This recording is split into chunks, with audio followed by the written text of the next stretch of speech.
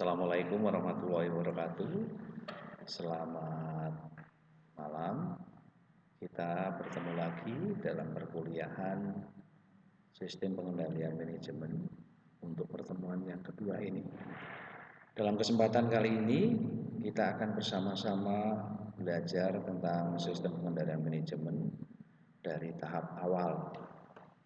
Silahkan ikuti dengan seksama untuk perkuliahan pada malam hari ini. Silakan simak dengan baik apa yang akan kami sampaikan dalam kesempatan malam hari ini.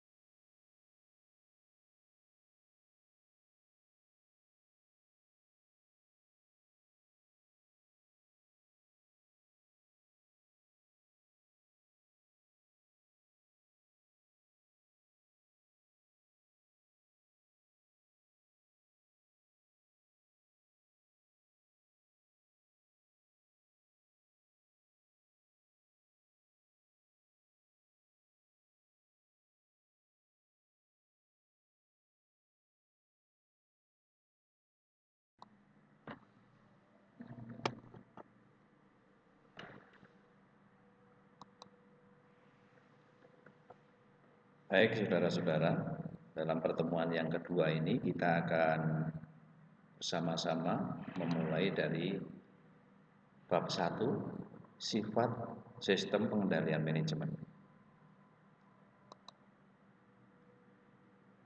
Perlu kita ketahui, pengendalian merupakan proses untuk mengarahkan sekumpulan variabel untuk mencapai tujuan atau sasaran yang telah ditetapkan sebelumnya.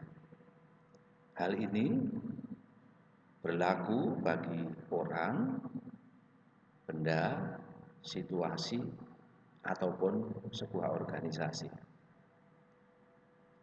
Kalau kita belajar tentang sistem pengendalian manajemen, tentunya kita akan belajar pula elemen sistem pengendalian tersebut.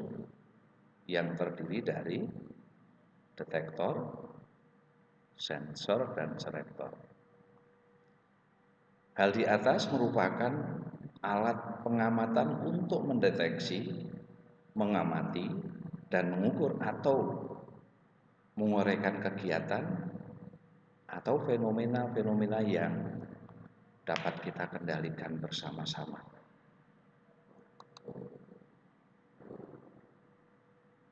Masih berbicara tentang evaluator, asesor, dan selektor, itu merupakan alat untuk mengevaluasi unjuk kerja dari sebuah organisasi yang berhubungan dengan standar tertentu atau harapan mengenai yang seharusnya terjadi dalam organisasi itu.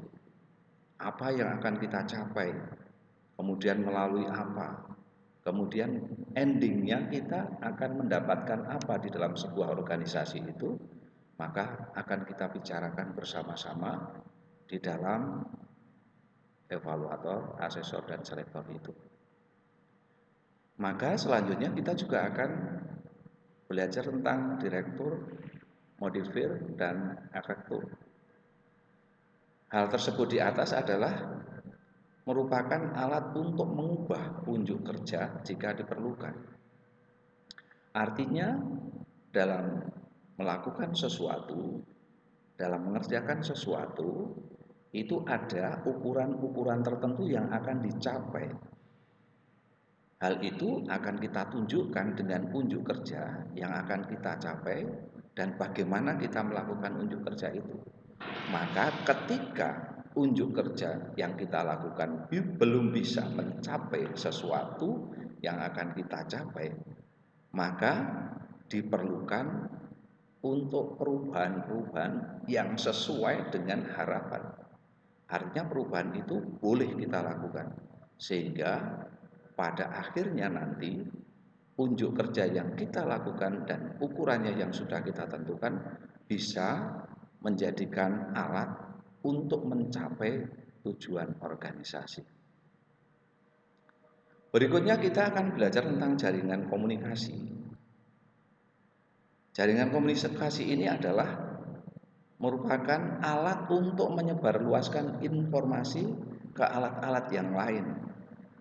Artinya jaringan-jaringan komunikasi yang dimiliki oleh organisasi itu baik secara personal, baik dari organisasi maupun apapun yang ada di dalam sebuah organisasi itu akan kita sebarluaskan sehingga orang-orang atau siapapun yang ada di dalam organisasi itu akan mampu memahami, mengetahui apa informasi yang harus dilakukan dan apa yang harus dia kerjakan sesuai dengan tupoksi mereka masing-masing. Kemudian kalau kita berbicara tentang manajemen, manajemen merupakan sebuah organisasi yang terdiri dari kelompok orang yang bekerja sama untuk mencapai tujuan bersama. Pengelolaan untuk mencapai sebuah tujuan bersama yang telah kita sepakati bersama-sama di dalam organisasi tersebut.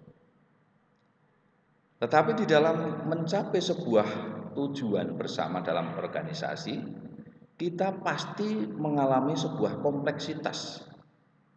Berbagai macam yang harus kita hadapi di dalam organisasi itu, maka kita harus mampu menentukan jumlah lapisan-lapisan yang ada di dalam organisasi itu, dari lapisan yang paling atas sampai dengan orang-orang yang ada di dalam organisasi itu atau sumber daya manusia yang dimiliki dalam organisasi itu.